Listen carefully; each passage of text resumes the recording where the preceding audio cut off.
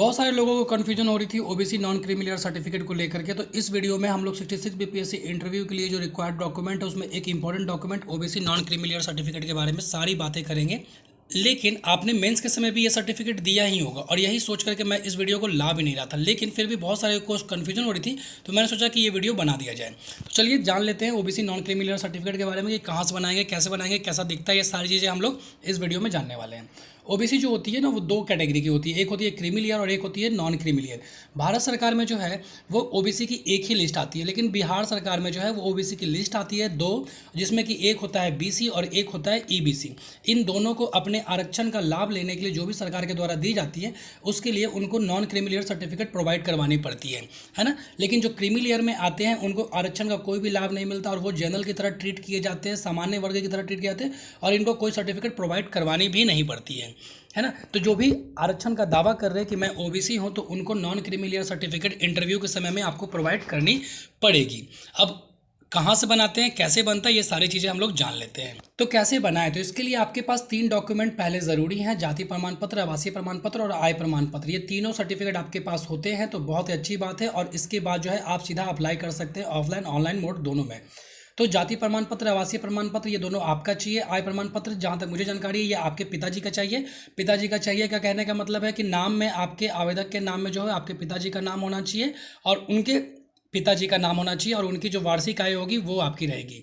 ठीक है, आप ये जो इनकम भरेंगे वो आपको दिखना होगा कि कैसे इनकम है और ये जो है अंचल ऑफिस वाले आपकी ये डिसाइड करेंगे कि आप जो है क्रीमी लेयर और नॉन क्रीमी लेयर सर्टिफिकेट में और अंचल ऑफिस वाले ये डिसाइड करेंगे कि आप क्रीमी लेयर या नॉन क्रीमी लेयर में आते हैं कि नहीं आते हैं, है ना। तो ये सारी चीज़ें जो है ये डॉक्यूमेंट आपको होना चाहिए। अगर आपके पास पुराने डॉक्यूमेंट है तो उनको भी जमा कर सकते हैं, लेकिन मैं कहूँगा कि आप इसको फ्रेश अगर आपके पास में है, मतलब 1 साल के अंदर में ये तीनों सर्टिफिकेट आपकी है तो आपको कोई भी परेशानी होने वाली नहीं है।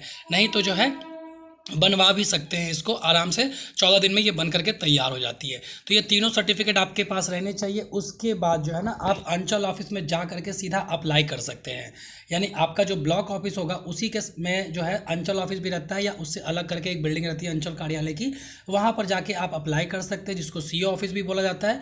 और वहाँ पर जा करके आप ऑफलाइन मोड में अप्लाई कर सकते हैं। काउंटर पर जाएंगे, वहाँ से आपको एक फॉर्म दी जाएगी, ये तीनों सर्टिफिकेट आप उसमें अटैच करेंगे, उसके साथ कोई प्रमाण पत्र मांगा जाएगा, पहचान प्रमाण पत्र, तो आधार कार्ड लगा दीजिएगा और ये आपका बन करके तैयार हो जाएगा 21 दिन में, है ना। तो उसके बाद जो है आपका अंचल ऑफिस से बन जाएगा तो आप एसडीएम ऑफिस में भी सेम कर सकते हैं, डीएम ऑफिस में भी सेम कर सकते हैं। ठीक है, समय यहाँ पर कम लगता है, लेकिन आपका जो पहला स्टेप होता है वो अंचल कार्यालय से होता है। और बीपीएससी में जहाँ तक मुझे एक्सपीरियंस है अंचल कार्यालय से आपका काम हो जाता है बहुत। अगर आपको इच्छा कर रही है तो आप एसडीएम ऑफिस तक बनवा सकते हैं, लेकिन उसके बाद बनवाने की ज़रूरत नहीं पड़ती है। मैंने जो है एसडीएम लेवल तक बनवा ली थी, लेकिन मैंने देखा है कि सीओ ऑफिस वाले को भी वो लोग मान लेते हैं और बहुत सारे कैंडिडेट सीओ ऑफिस तक बने हुए सर्टिफिकेट को ही ले लेते हैं, कोई भी प्रॉब्लम नहीं होती है। तो आप अंचल कार्यालय में जा करके अप्लाई कर सकते हैं। अगर नहीं जाना चाहते हैं, जो लोग बाहर रहते हैं बिहार से, वो ऑनलाइन आवेदन भी कर सकते हैं serviceonline.bihar.gov.in, है ना। ये राइट टू पब्लिक सर्विस के अंतर्गत में आता है और इस साइट पे जाकर के आप जाति, आवासीय, आय, कैरेक्टर, ये सारी चीज़ें आप बनवा सकते हैं और ये समय रहते ही आपको बन करके तैयार हो जाती है और आप वहाँ से डाउनलोड भी कर सकते हैं। आप ऑफलाइन अप्लाई करें या ऑनलाइन अप्लाई करें, आप दोनों हालत में ही ऑनलाइन भी डाउनलोड कर सकते हैं सर्टिफिकेट को। तो ये आपको बन जाएगा अंचल कार्यालय से। उसके बाद आप उसी सर्टिफिकेट को लेकर के एसडीएम ऑफिस में भी जाएंगे तो वहाँ भी बन जाएगा और उसी सर्टिफिकेट को लेकर के आप डीएम हो जाएंगे तो वहाँ भी बन जाएगा। तो आप कम से कम सीओ ऑफिस तक का बना लीजिए। ठीक है, तो क्लियर है कि कहाँ से बनाएं, कैसे बनाएं। इसके लिए आपके पास जाति, आवासीय, आय होनी चाहिए और कहाँ से बनवाएं तो अंचल कार्यालय या ऑनलाइन साइट से आप बनवा सकते हैं। यूट्यूब पे बहुत सारी वीडियो है इसको बनाने के लिए, तो अगर आपको दिक्कत होगी तो आप वो वीडियो देख करके आप अप्लाई भी कर सकते हैं। कैसा होता है तो वो मैं आपको दिखा देता हूँ। देखिए, जो सर्टिफिकेट आपका बन करके तैयार होगा ना जब आप ऑनलाइन, तो देखिए जो सर्टिफिकेट आपका बन करके तैयार होगा ना उसमें लिखा हुआ रहेगा क्रीमी लेयर रहित प्रमाण पत्र यहाँ पर, और उसके बाद जो है यहाँ पर लिखा रहेगा पिछड़ा वर्ग, अत्यंत पिछड़ा वर्ग हेतु और बिहार सरकार के परियोजनार्थ।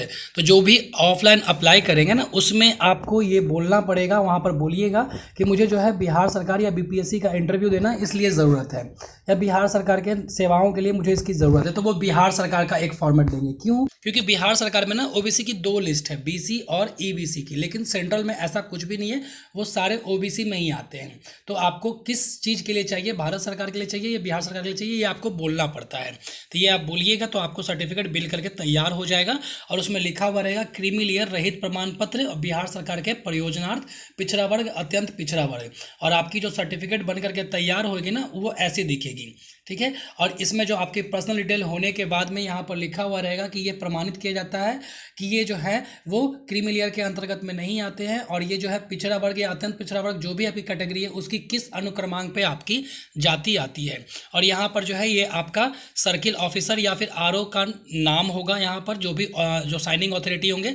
लेकिन अब सर्किल ऑफिसर के हाथों से ये चीज़ निकल गई है, अब आरओ रेवेन्यू ऑफिसर ही इस सर्टिफिकेट को साइन करते हैं।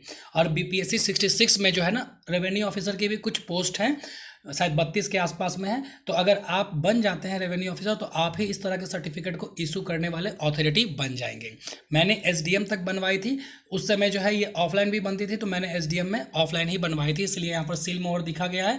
लेकिन आजकल जो है सारी चीज़ें ऑनलाइन हो गई है, तो यहाँ पर जिस तरह से डिजिटल सिग्नेचर दिख रहा है सीओ की, उसी तरह से एसडीएम की भी यहाँ पर डिजिटल सिग्नेचर ही रहेगी, ठीक है। अब जान लेते हैं कि वैलिडिटी। तो देखिए वैलिडिटी जो होती है ना, वो 1 साल की होती है। आपने मेंस के समय भी ये सर्टिफिकेट लगाया होगा, भले ही पुराना वाला लगाया होगा लेकिन लगाया होगा। लेकिन जो इंटरव्यू के समय आप जाएंगे ना, तो वो 1 साल के अंतर्गत में बना हुआ होना चाहिए, नहीं तो आपको डिक्लेरेशन देना पड़ेगा कि मैं इतने समय में बना करके दे दूंगा। ये आपके इंटरव्यू लेटर पे लिखा हुआ रहेगा, मैंने दिखाया भी था आपको। तो 1 साल इसकी वैलिडिटी होती है, और अगर आपके पास नहीं बन पाती है किसी कारणवश तो आपको घोषणा पत्र दे करके समय मांगना होता है। और ये फाइनल सिलेक्शन के बाद भी आपको ये वैलिडिटी और ये फाइनल सिलेक्शन के बाद भी जो डिपार्टमेंट होगा आपका, वहाँ पर भी आपको दिखानी पड़ेगी। तो इंटरव्यू के समय अगर आपके पास जो सर्टिफिकेट है वो 1 साल के अंतर्गत में बना हुआ नहीं है तो आप बनवा लीजिए। और ये अगर एक्सपायर कर जाती है, डॉक्यूमेंट वेरिफिकेशन जब होगा आपका फाइनल डिपार्टमेंट के थ्रू, तो आपको फिर से नया बनवाना पड़ेगा, है ना। तो जब जब ज़रूरत होगी हर एक बार आपको ये नया बनवाना पड़ेगा। इसकी वैलिडिटी 1 साल की होती है। अब आपका इंटरव्यू मान लीजिए कि 25 मई आप ऐसे पड़ता है, तो जो सर्टिफिकेट होनी चाहिए उसकी जो एक्सपायरी डेट होनी चाहिए ये 25 मई उसके भीतर में ही होनी चाहिए, ठीक है। ये सर्टिफिकेट अगर आपका 26 मई भी होता है ना तो भी आपका चल जाएगा, लेकिन ये 24 मई होगा तो नहीं चलेगा, तो आपको नया सर्टिफिकेट बनवा के देना पड़ेगा। 1 साल इसकी वैलिडिटी होती है। तो आपने जाना कि इस सर्टिफिकेट को आप लोग कैसे बनवा सकते हैं, कहाँ से बनवा सकते हैं, कौन कौन सा डॉक्यूमेंट रिक्वायर्ड होते हैं इसके लिए। तो डॉक्यूमेंट बस कास्ट, रेसिडेंशियल और इनकम सर्टिफिकेट, और इसके अलावा जो है एक आधार कार्ड चाहिए होता है। ये समय रहते आपको 21 दिन में बन करके मिल जाती है ऑनलाइन से। आप इसको ऑनलाइन से भी डाउनलोड कर सकते हैं, कहीं भी जाने की ज़रूरत आपको नहीं पड़ेगी। वैलिडिटी इसकी 1 साल की होती है, और जब जब जरूरत पड़ेगी तब तक आपको ये बनवा करके देनी पड़ेगी, ठीक है। तो मैं समझता हूँ आपकी सारी कन्फ्यूजन दूर हुई होगी। अगर फिर भी कुछ कन्फ्यूजन रह जाती है तो आप कमेंट करके बताइए, मैं उनका जवाब जो हूँ पर्सनली दे दूंगा। धन्यवाद।